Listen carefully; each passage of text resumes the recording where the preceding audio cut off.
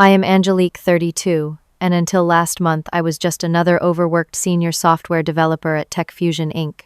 After 3 years without a break, I finally requested time off to visit my grandmother who raised me and was now battling cancer. My VP Diana not only mocked my request in front of the entire department, but rolled her eyes so dramatically I thought they might fall out of her head. What she did not know was that her precious $150 million product launch would soon feature an unexpected star, a dancing hamster gif that was never supposed to go live. I still remember her face as she whispered, "No, no, no," while watching her career implode on livestream. If you are watching this right now, drop a comment letting me know where you are tuning in from. Hit that like button, and subscribe if you enjoy workplace revenge stories that involve cute rodents and corporate chaos. Let me paint you a clearer picture of my life before the hamster incident. I had been at TechFusion Inc. for 5 years, working my way up from junior developer to senior software architect, through countless 60-hour weeks and more all-nighters than I care to remember. The company had been developing what our marketing team called revolutionary AI integration software that promised to streamline business operations across multiple industries. This was not just any product. It was the future of the company, with $150 million of investor funding riding on its success. I loved my immediate team. We were a tight-knit group of 6 developers who had each other's backs through impossible deadlines and technical nightmares. Marcus was our back-end wizard, always ready, with a clever solution and terrible jokes. Samantha handled front-end design with an artistic touch that made our interfaces both beautiful and intuitive. Ryan was our database expert who could write queries in his sleep. Then there were the twins, Jake and Jason, who specialized in security protocols and always seemed to communicate telepathically. Together, we were unstoppable, at least on the technical front. What made the job bearable, despite the pressure, was this camaraderie. We celebrated each other's small victories with coffee runs and pizza parties. We covered for each other when life inevitably happened. When Samantha's daughter had a dance recital, we all pitched in so she could leave early. When Ryan needed an emergency root canal, we redistributed his tasks without question. That was just how we operated. My grandmother Eleanor had raised me since I was 8, after my parents died in a car accident. She was my rock, my compass, and the only real family I had left. When I got the call that her cancer had progressed and treatments were getting more aggressive, there was no question in my mind that I needed to be there with her. She lived in Maine, a 4-hour flight from our San Francisco office, and I had not seen her in person for nearly 2 years due to the pandemic and our brutal product development schedule. Planning the time off was like orchestrating a military operation. I completed all my assigned modules 2 weeks ahead of schedule. I documented every line of code meticulously. I created detailed handover notes for each component I was responsible for. I even recorded video walkthroughs of the more complex systems to ensure nothing would fall through the cracks in my absence. My requested vacation was only 10 days, hardly excessive after 3 years without a real break. TechFusion had what many Silicon Valley companies proudly advertise as a work hard, play hard culture. In reality, it was all work and no play. Executives celebrated people who slept under their desks and glorified burnout as a badge of honor. Vacation days existed on paper, but using them often came with subtle punishment. The previous year, our marketing director Thomas took 2 weeks off for his wedding and honeymoon, only to return to find his team reassigned and his position effectively demoted. This toxic culture came straight from the top. Our CEO, Michael Bradford, believed in hustle 24/7 and expected everyone to demonstrate the same unhealthy devotion to the company. But the real enforcer of this mentality was Diana Winters, vice president of product development and my direct supervisor's boss. Diana had a reputation for being ruthlessly ambitious. At 45, she had climbed the corporate ladder by stepping on anyone in her way. She came to meetings with Starbucks coffee but never brought enough for the team. She took credit for successful ideas, but was quick to assign blame when things went wrong. Her signature move was sending emails at 3 in the morning and expecting responses by 5.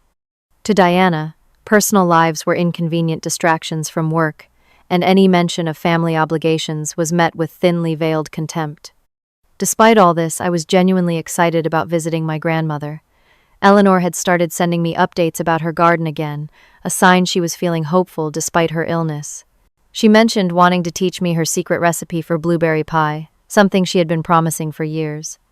I booked my flights, found a cozy Airbnb near her house, and submitted my vacation request through the proper channels, making sure to give 6 weeks' notice despite company policy only requiring 4. My direct supervisor Robert approved the request immediately. "You more than deserve this time, Angelique," he said. "Everything is well documented, and the team can handle things while you are gone." With his approval secured, I thought the hard part was over. Little did I know that Diana would make my simple request for earned time off into a public spectacle that would set in motion events neither of us could have anticipated. The quarterly all-hands meeting was scheduled for a Monday morning in the main conference center. These meetings were mandatory for all 300 employees at our San Francisco headquarters, with remote workers joining via video call. The format was always the same: department updates, recognition of achievements, and a pep talk from the CEO about how we were changing the world with our technology. I arrived early to get a good seat with my team. The room buzzed with the nervous energy that always accompanied these corporate gatherings. People balanced laptops and coffee cups while engaging in forced small talk. Diana arrived exactly 5 minutes before the start time, wearing her signature power suit, her blonde hair pulled back in a severe bun that seemed to stretch her facial features into a permanent look of judgment. Michael, our CEO, kicked off the meeting with revenue projections and market analysis. Then came department updates. When it was the product development team's turn, Diana took the stage with confident strides, her stiletto heels clicking authoritatively against the hardwood floor. "The AI integration suite is on track for our major launch next month," she announced, her voice crisp and self-assured. "The team has been working tirelessly to ensure we meet all milestones." She proceeded to highlight various accomplishments carefully worded, to make it seem as if they were her own ideas and initiatives. Then came the part that changed everything. "We do have one potential hiccup in our timeline," Diana said, her tone shifting. "It seems one of our senior developers feels this critical period before launch is the perfect time for a vacation." Her eyes scanned the room until they locked with mine. "Angelique has requested 10 days off to visit family." The way she said family dripped with condescension, as if it were a frivolous excuse. A few uncomfortable chuckles rippled through the audience. I felt my face grow hot as hundreds of eyes turned in my direction. "I suppose some people have different priorities," Diana continued, with an exaggerated eye roll that made my stomach clench. "While the rest of us are securing the company's future, others are planning leisure activities." She did not mention that my grandmother was ill. She did not acknowledge my years without a break or the extra work I had completed to prepare for my absence. In her narrative, I was simply uncommitted and selfish. The meeting room fell silent.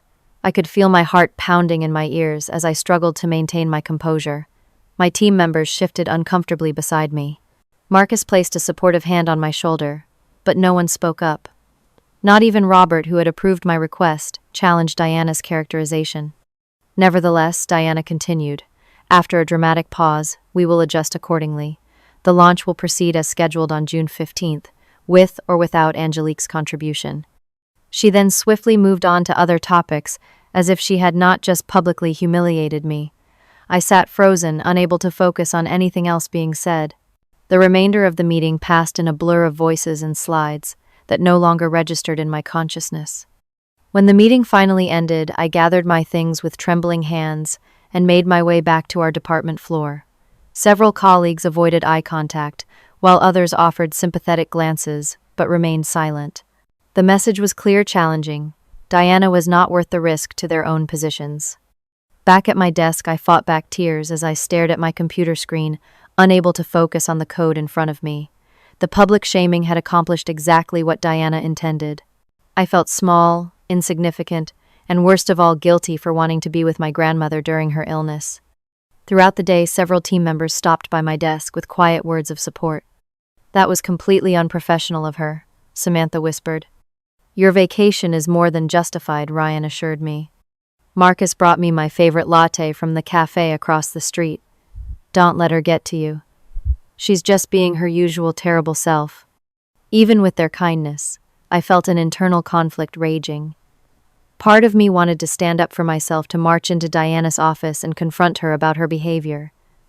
Another part feared for my job security. I had bills to pay and healthcare benefits I could not afford to lose, especially with my grandmother's condition. By the end of that day, I had resolved to take the high road. I would go on my vacation as planned, continue to do excellent work, and not give Diana the satisfaction of seeing how deeply her words had affected me. Little did I know that her public mockery was just the beginning, and that the pressure would escalate until something inside me finally snapped. In the weeks following the all-hands meeting, Diana seemed determined to make my work life increasingly unbearable. What had previously been a demanding but manageable job turned into a psychological gauntlet designed to break my spirit. The first change was subtle. During team progress reports, Diana began attributing my successful code implementations to team efforts, while any bugs or delays were specifically named as Angelique's module issues.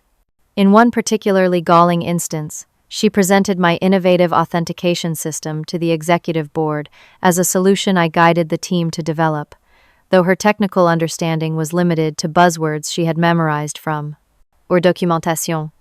Then came the escalation in workload. 3 weeks before my scheduled vacation, Diana announced a restructuring of our sprint priorities. Suddenly, all the critical path items were assigned to my development queue.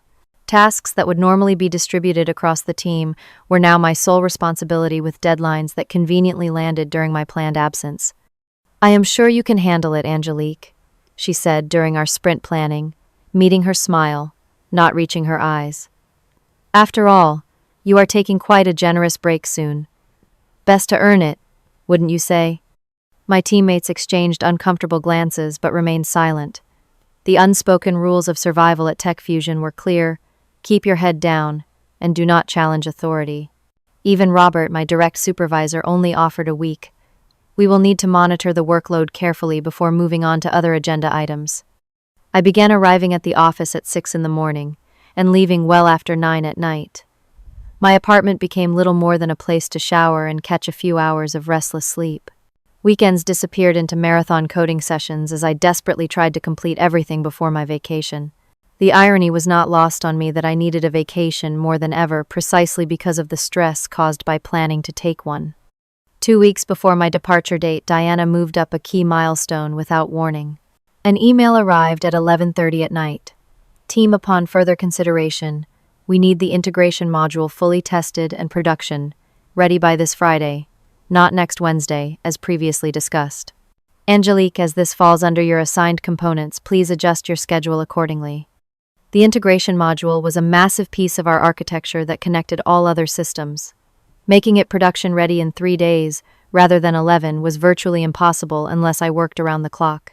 When I respectfully pointed this out in my reply, copying the entire team for transparency, Diana's response was brief and cutting. "I thought you were committed to this project. Perhaps I was mistaken." The following morning, I overheard Diana speaking to Michael, the CEO, in the break room. They did not notice me entering, and I froze when I heard my name. "Angelique's commitment has become questionable," Diana was saying.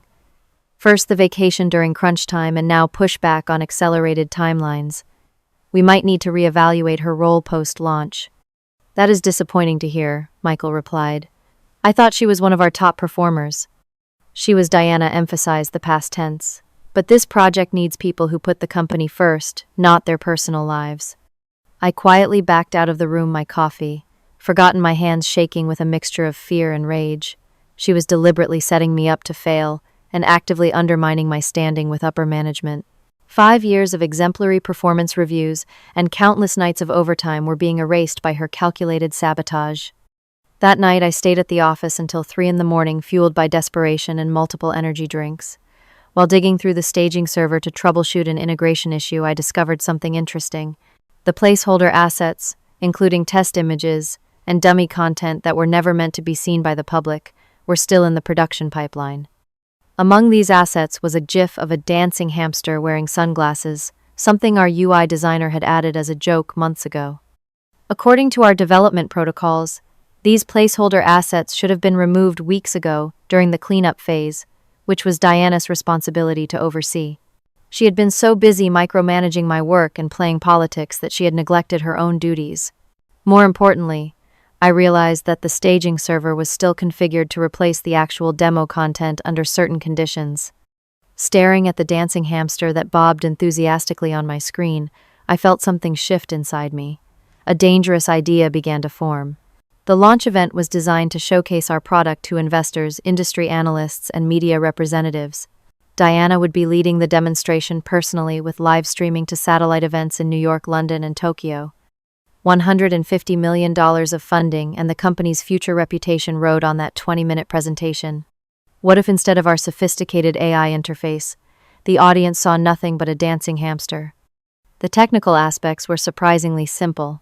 The staging server was set up with a feature flag system that determined which content version would display. Changing one parameter in the configuration file would replace the polished demo with the placeholder content. Since I had legitimate access to these systems as part of my role, such a change would not trigger any security alerts. It could even appear accidental, a configuration mistake that anyone could make under pressure. I sat back in my chair, the glow of my monitor illuminating my face in the empty office. The moral debate raged in my mind. This would be professional sabotage, potentially affecting not just Diana but the entire company. People could lose their jobs. Investors could pull funding. Was revenge worth such collateral damage? On the other hand, Diana had been systematically undermining me and creating a toxic environment that affected dozens of employees. Her leadership style was causing burnout anxiety and driving away talent. Perhaps a public failure would force the company to reevaluate its culture and her role in shaping it. As dawn broke outside the office windows, I made my decision. I would create a time-triggered script that would activate just before the demonstration, switching the content flags automatically. The change would be buried in routine server maintenance logs, nearly impossible to trace back to any individual. I would have plausible deniability, especially since I had documented Diana's failure to remove the placeholder assets in our project management system months ago. With methodical precision, I crafted the script, testing it on an isolated development environment to ensure it would work exactly as planned. I buried it within scheduled maintenance tasks that ran daily, making it appear as just another system update. The code itself was elegant in its simplicity, designed to execute its function and then delete itself, leaving minimal traces.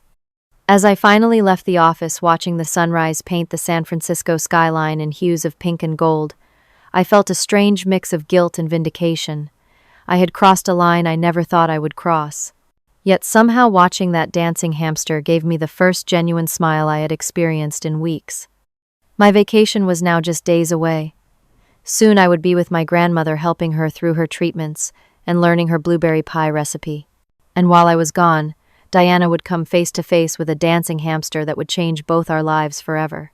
The product launch was scheduled for 2 days after my departure for Maine. I had completed all my assigned tasks, documented everything meticulously, and handed over my responsibilities to the team. The integration module that Diana had insisted needed to be production-ready early was not only complete but had passed all quality assurance tests with flying colors.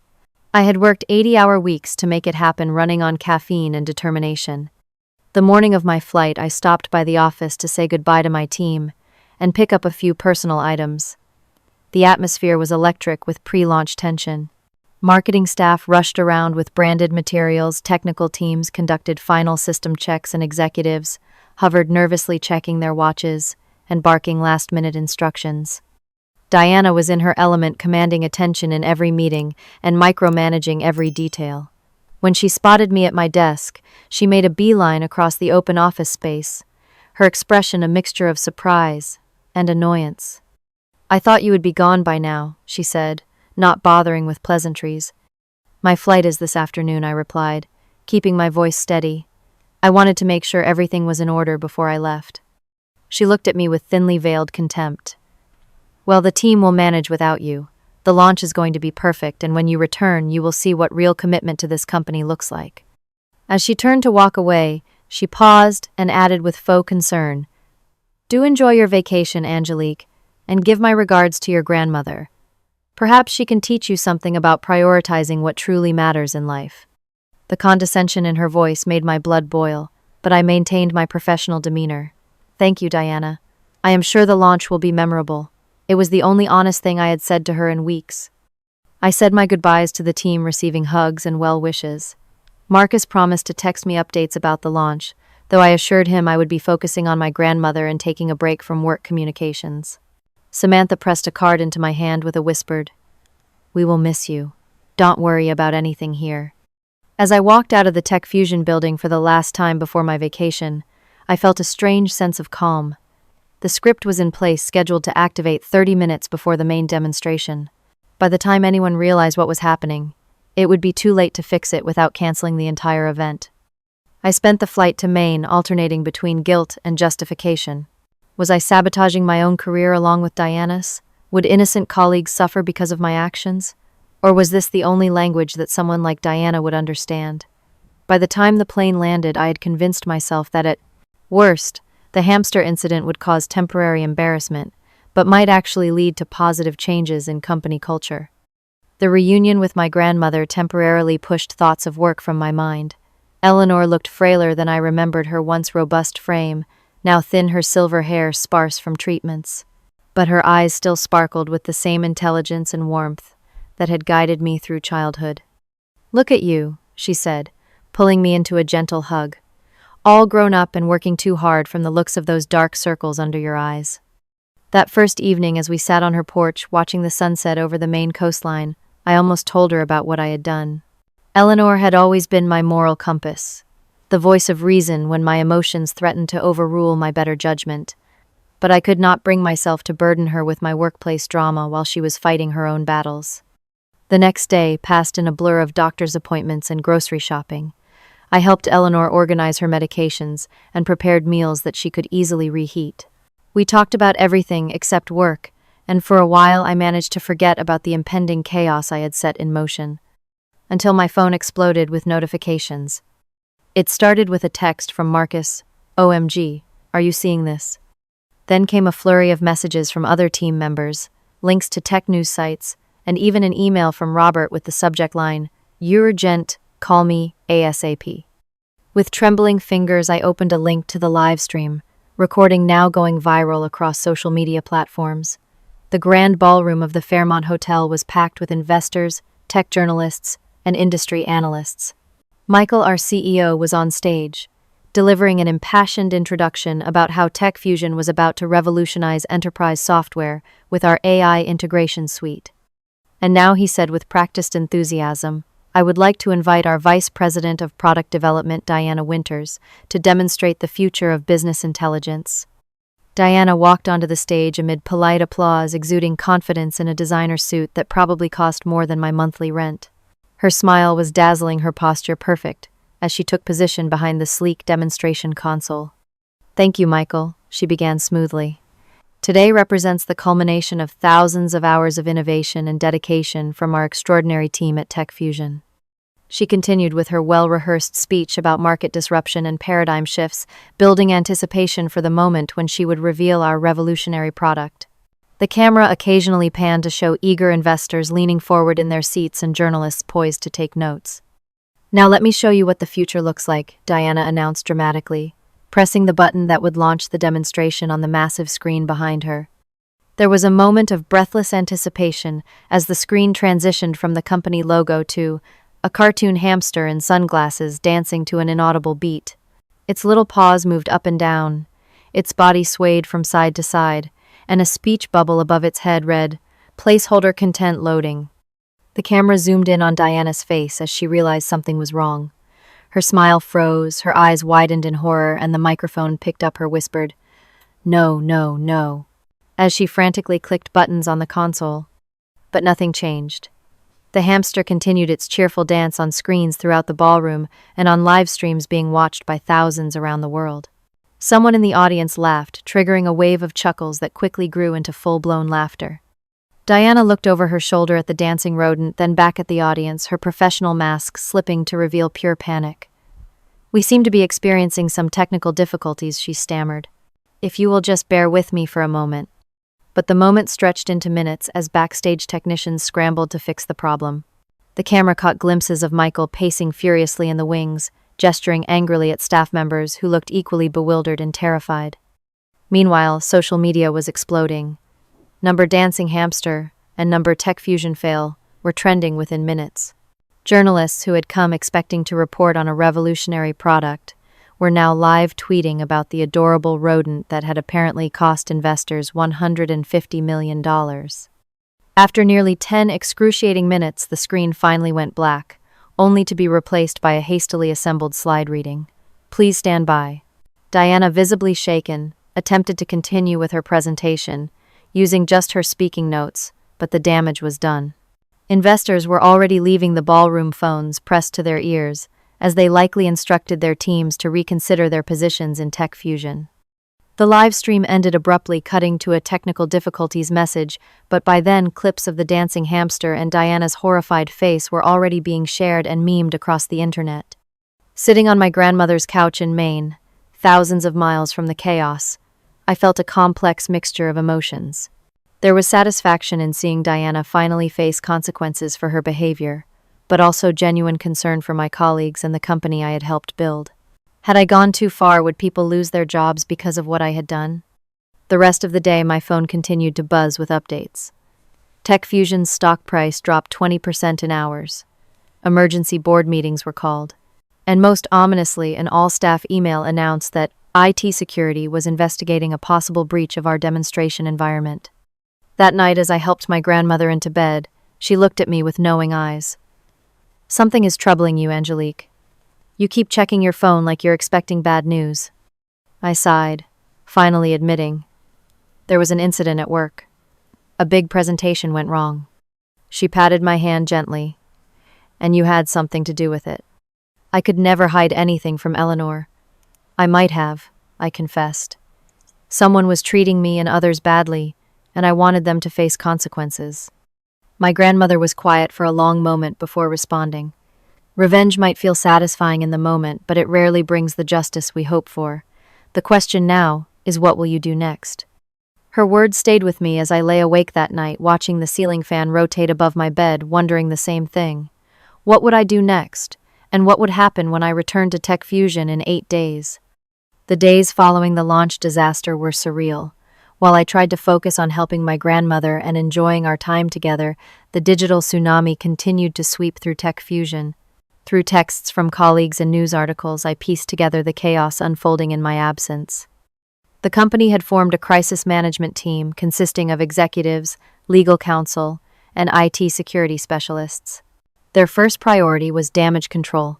Press releases were issued, explaining that a test environment was inadvertently displayed during the demonstration, and assuring stakeholders that the actual product was fully functional and revolutionary as promised. Few were buying this explanation. Tech blogs were running headlines like Tech Fusion's $150 million hamster wheel and dancing rodent crashes Tech's biggest launch of the year. Memes featuring the hamster were everywhere, with captions ranging from "me pretending to work when my boss walks by" to "when you spend $150 million, but forget to remove the test GIF." 3 days after the incident, I received a direct email from our head of IT security, Lawrence Chen. "Angelique, as part of our investigation into the launch incident, we need to review all recent changes to the staging and production environments. As you worked extensively on these systems, your input would be valuable. Please call me at your earliest convenience, even during your vacation." I stared at the email for a long time, my heart racing. They were looking for someone to blame, and as one of the senior developers with access to the systems, I was naturally on their list of suspects. I decided not to respond, immediately buying myself time to think through my next steps. That same evening, Marcus called me. I almost didn't answer, fearing an interrogation, but my friendship with him won out over my anxiety. "It's absolute chaos here," he said without preamble. "Diana is on a witch hunt. She's convinced someone sabotaged the launch deliberately and is demanding heads roll." "What's happening with the team?" I asked, trying to keep my voice steady. "We're all being questioned. IT security is reviewing every commit, every log file, every access record for the past month." He paused before adding, "Diana's specifically focused on you. She keeps saying it's suspicious that the failure happened right after you left for vacation." My stomach tightened. That's ridiculous. I completed all my assignments before leaving, everything past QA. "I know that," Marcus assured me, "and several of us have pointed out your perfect track record. Even Robert is defending you, saying you've never given anyone reason to doubt your professionalism." After we hung up, I sat on my grandmother's porch swing, watching the sunset and weighing my options. I could continue to avoid responding, potentially making myself look more suspicious. I could deny everything if directly accused. Or I could come clean, at least partially admitting to discovering the configuration issue, but not to exploiting it deliberately. The next morning brought news that made my decision more complicated. According to Samantha, the technical investigation had revealed that the staging server had never been properly configured for production. The placeholder assets should have been removed weeks ago, but the task had been marked complete without actual verification. The person who had signed off on this task, Diana Winters. Furthermore, during the code review, they found documentation I had submitted 3 months earlier, specifically flagging the placeholder assets as a potential risk. I had even created a ticket in our project management system titled Remove Test Assets Before Production and assigned it to Diana's department. She had marked it low priority and eventually closed it without action. The narrative was shifting. Rather than a malicious attack, the incident was beginning to look like a failure of proper protocol and oversight. Diana, who had been loudly blaming others, was now finding herself increasingly under scrutiny. Ryan texted me privately. You might want to know that Robert found emails where Diana was warned multiple times about the staging configuration. She dismissed them as developer paranoia and said she wouldn't waste resources on unnecessary cleanup. On the 5th day of my vacation, I finally responded to Lawrence's email offering to help with the investigation when I returned, but emphasizing that my grandmother's health needed my full attention currently. His response was surprisingly understanding, stating that new information had come to light and my immediate input might not be necessary after all. That afternoon, the company-wide communication changed tone dramatically. An email from Michael himself acknowledged that procedural failures and oversight issues were to blame for the incident rather than any malicious action. While not naming Diana specifically, the implication was clear in his statement that leadership must take responsibility for ensuring all safety protocols are followed, especially when explicitly advised to do so by technical staff. I should have felt relieved, but instead guilt began to gnaw at me more intensely. Yes, Diana had ignored warnings and failed to remove the placeholder assets. Yes, she had been negligent in her responsibilities. But the configuration change that triggered the hamster to appear during the demonstration was my deliberate action, not an accident. As my grandmother began to show signs of improvement from her treatments, our conversations deepened. One evening, as we worked together in her garden, she asked me about work again. That trouble at your company, has it resolved? I hesitated before answering. Sort of. They're blaming it on procedural failures now, not a deliberate attack. Eleanor looked at me with those piercing blue eyes that had always seemed to see right through me. And was it a procedural failure? Angelique? The question hung in the air between us. I focused on pulling a weed, avoiding her gaze. The assets that shouldn't have been there were left there because of negligence. That part is true. But she prompted gently. But someone would have had to trigger them to appear at exactly that moment, I admitted. That wouldn't happen by accident. My grandmother nodded slowly. And you know who that someone was. It wasn't a question. I looked up at her, tears forming in my eyes. I was so angry, Grandma. She humiliated me in front of everyone. She tried to sabotage my work. She was making everyone miserable with her toxic leadership. Eleanor put down her gardening tools and took my dirt-stained hands in hers. Angelique, I've taught you since you were a child that how we respond to mistreatment defines our character more than the mistreatment itself. I know, I whispered, shame washing over me. That said, she continued, surprising me. Sometimes systems only change when they're forced to confront their failures dramatically. The question now is what truth will serve the greatest good going forward. Her words stayed with me through the night. By morning, I had made my decision. I called Robert directly, asking for a private conversation when I returned. I wouldn't confess to the entire company or to IT security, but I would tell my direct supervisor the truth and accept whatever consequences followed. The final days of my vacation passed in a strange limbo of cherished moments with my grandmother mixed with anxiety about my return. Eleanor taught me her blueberry pie recipe, as promised, laughing at my clumsy attempts to crimp the perfect crust. We looked through old photo albums, walked along the rocky Maine coastline, and had the deep conversations that only seem possible with someone who has known you your entire life. As I packed my bags for the return flight, Eleanor handed me a small package wrapped in tissue paper.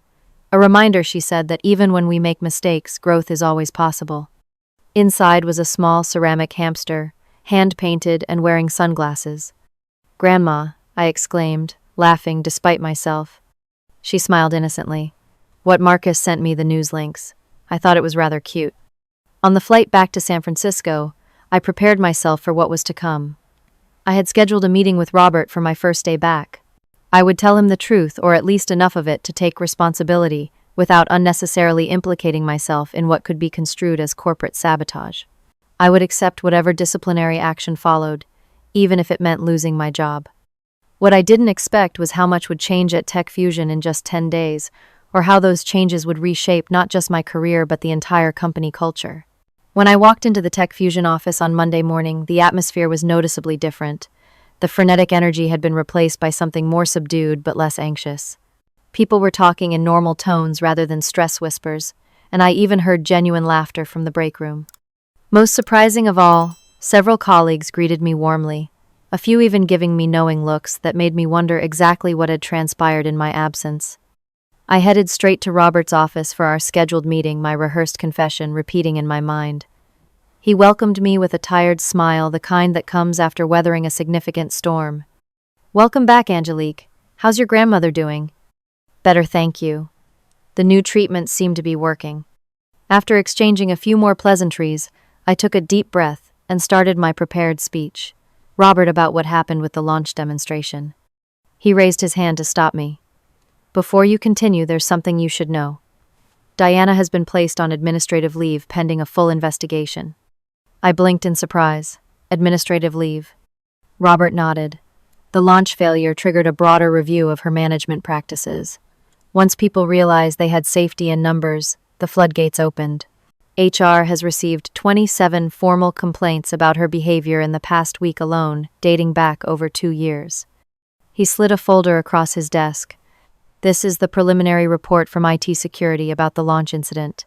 They've determined that, while the dancing hamster was indeed triggered by a configuration change, that change exploited vulnerabilities that should never have existed in our production environment."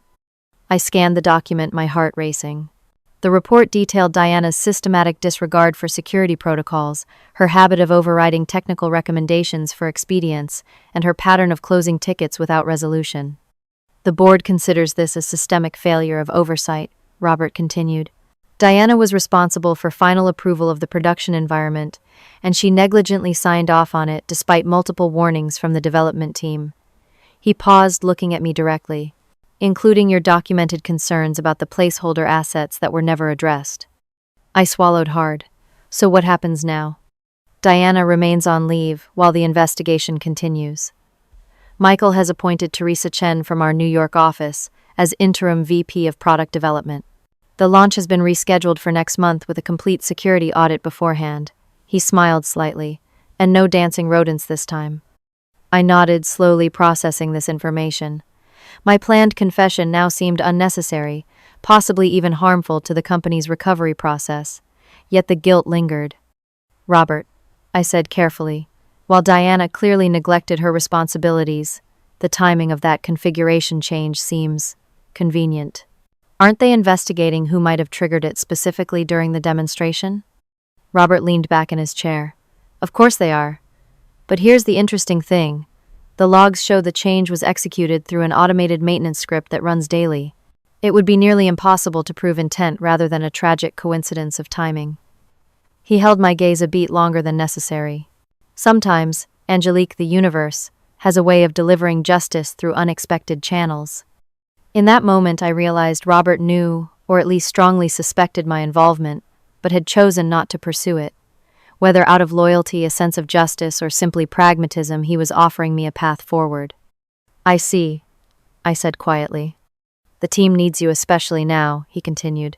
"In fact, I've been authorized to offer you a role leading the security protocol redesign for the relaunch. Your attention to detail and documentation practices have been noted by the board as exemplary." I left Robert's office in a daze, uncertain whether I'd just escaped consequences or been handed a greater responsibility as its own form of accountability. Over the next few days, I immersed myself in work while observing the changes rippling through the company. Teresa Chen, the interim VP, held an all-hands meeting with a dramatically different tone than Diana's authoritarian gatherings. She acknowledged the launch failure directly without seeking scapegoats. "We've been given a valuable, if expensive, lesson in the importance of process integrity and healthy workplace culture," she told the assembled staff.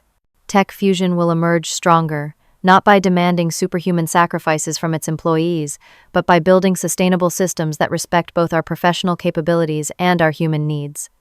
The dancing hamster, rather than being banished as a symbol of humiliation, was embraced by the staff as an unofficial mascot of the company's transformation. Someone put a small hamster figurine in the break room.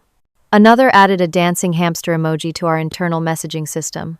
My team even changed our group chat name to Hamster Dance Development. 2 weeks after my return, I received an unexpected meeting invitation from Michael Bradford, the CEO.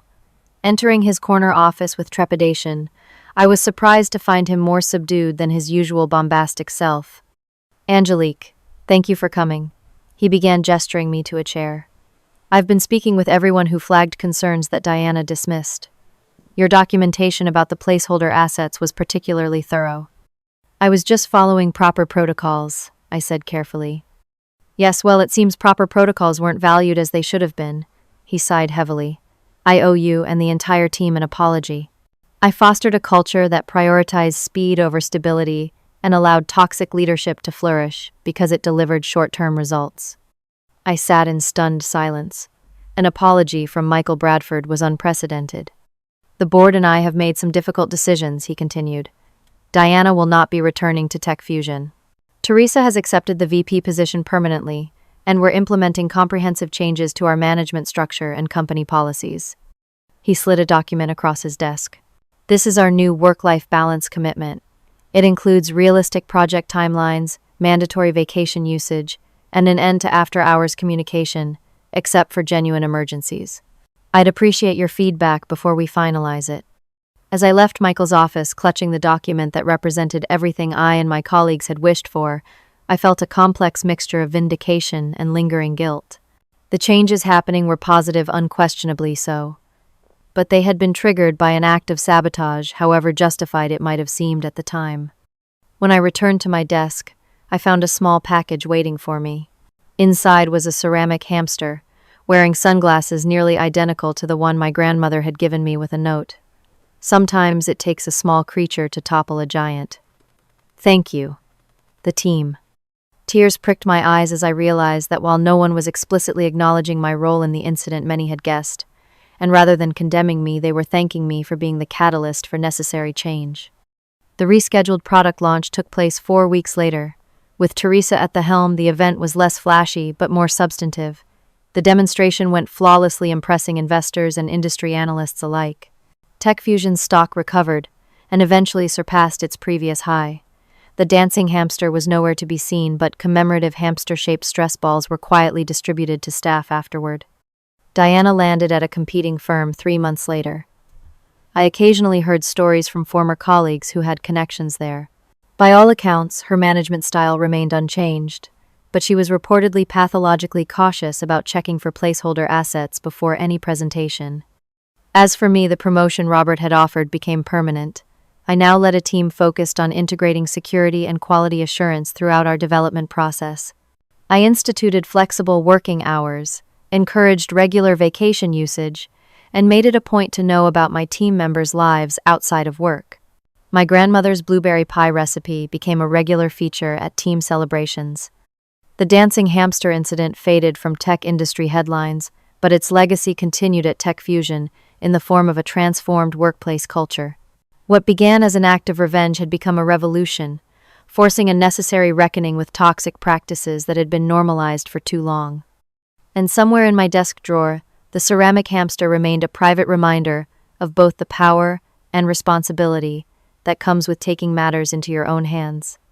The months following the hamster incident and Diana's departure brought profound changes not just to Tech Fusion as a company, but to me personally. While the external transformation of our workplace culture was visible and celebrated, my internal journey was more complex and private. At first, I struggled with the dissonance between the positive outcomes and the questionable means by which I had helped bring them about. Yes, Diana had been exposed as a toxic leader who had neglected critical responsibilities. Yes, the company had implemented much-needed reforms that benefited everyone. But I had still deliberately sabotaged a company event, potentially risking people's livelihoods and definitely causing financial damage to the organization that employed me. This moral ambiguity kept me awake on many nights. I found myself replaying the events, wondering if there had been another way, a more ethical path to the same destination. Could I have formally documented Diana's behavior patterns, gathered testimonials from affected colleagues, requested a meeting with Michael or the board to address the cultural issues directly? My grandmother, my conscience, even from thousands of miles away, became my confidant during weekly phone calls. "Healing isn't just about feeling better, Angelique," she told me during one such conversation. "It's about becoming better, using difficult experiences to grow into the person you want to be." Following her wisdom, I began the slow process of self-forgiveness while committing to more constructive approaches for the future. I started by establishing healthier boundaries at work. No more 80-hour weeks or answering emails at midnight. I took regular days off without guilt and encouraged my team members to do the same. The support system I had always valued among my colleagues deepened and expanded. Our shared experience of surviving Diana's regime and witnessing the dramatic hamster incident had created bonds that transcended typical workplace relationships. We looked out for each other, celebrated personal milestones together, and spoke up when we noticed someone slipping back into unhealthy work patterns. Marcus, who had remained a steadfast friend throughout, observed the change in me during a team lunch. "You found your voice," he said. "You always had technical authority, but now you've got presence. People listen when you speak up." He was right. Something fundamental had shifted in how I engaged with workplace challenges. Where once I would have quietly accepted unreasonable demands or unfair treatment, I now addressed issues directly and constructively. When a project timeline seemed unrealistic, I didn't just work impossible hours to meet it. I presented data-driven alternatives that protected both the product quality and the team's well-being. 3 months after the hamster incident, Teresa invited me to join a task force focused on company-wide cultural transformation. Our group of 8 employees from various departments was charged with identifying toxic patterns and recommending sustainable alternatives. The dancing hamster was never explicitly mentioned in these meetings, but its ghost hovered in the background as a reminder of what could happen when legitimate concerns went unaddressed. "We need to create channels for feedback that don't require drastic measures to be heard," Teresa said during our first session, with the slightest hint of knowing in her eyes. Our task force developed an anonymous reporting system for management issues, regular pulse surveys to catch problems early, and a peer recognition program that celebrated collaboration rather than individual heroics. We established clear guidelines about after-hours communication and created a formal process for pushing back on unrealistic deadlines without fear of retaliation. 6 months after Diana's departure, Michael called me into his office again. I entered with confidence, now no longer intimidated by his executive status. "Angelique, your leadership during this transition has been remarkable," he began. "The security protocols you've implemented for our relaunch were exemplary, and your team's satisfaction scores are among the highest in the company." "Thank you," I replied simply. "They're a talented group who thrive when their well-being is prioritized alongside their output." Michael nodded thoughtfully. "I've been reflecting on how we got to the hamster incident in the first place." He still didn't directly acknowledge my role maintaining our unspoken agreement. "We created conditions where someone felt that was the only way to force necessary change." "And what conclusion have you reached?" I asked. "That true leadership means creating space for dissent and addressing problems before they require dramatic interventions." He smiled slightly. "Which is why I'd like to offer you a new position, Director of Developer Experience and Well-Being. You would report directly to me and have authority to implement policies that protect our technical teams from the kind of pressure cooker environment we used to celebrate." The promotion was both an opportunity and an acknowledgement. Michael was entrusting me with preventing future dancing hamster scenarios by addressing their root causes. It was a responsibility I was now prepared to embrace. When I called my grandmother to share the news, she wasn't surprised. "You've always had leadership in you, Angelique. Sometimes we need to learn hard lessons before we're ready to lead." "I still wonder if I could have found another way," I admitted. "Perhaps," she replied. "But wondering about different paths doesn't change the one you walked. What matters is how you use what you learned along the way." 9 months after the incident, Tech Fusion hosted its annual developer conference. Our product had successfully launched and was gaining market share. The toxic culture that had once defined the company had been replaced by something more sustainable and human.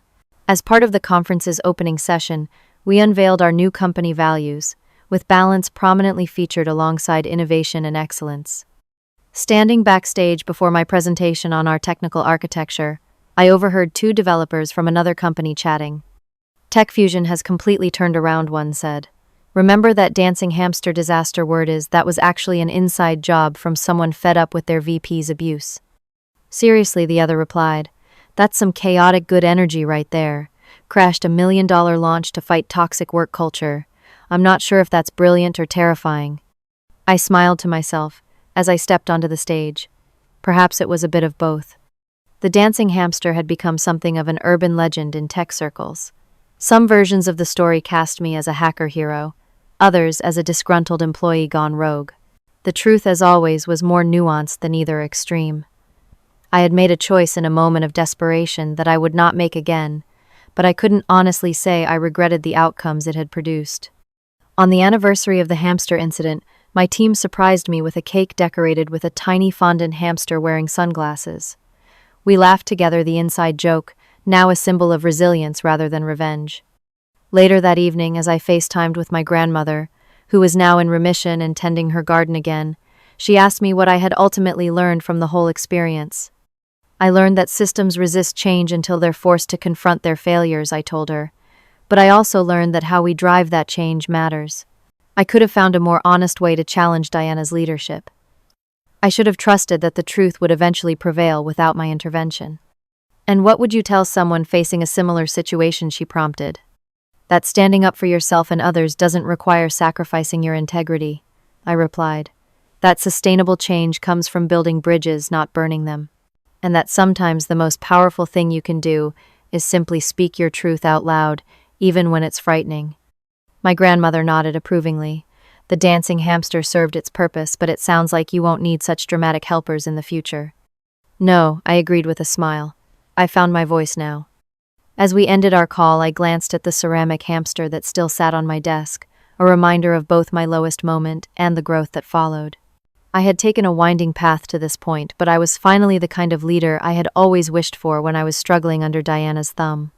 Tech Fusion continued to thrive under its new cultural direction.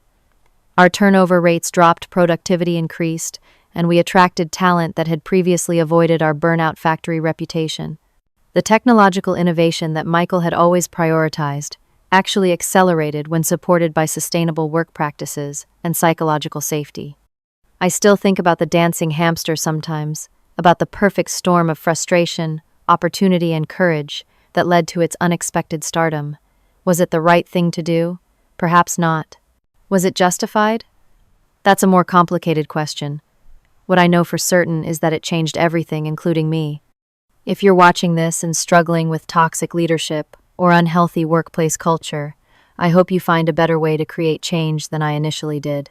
Speak up, document everything, build alliances, and value yourself enough to walk away if necessary.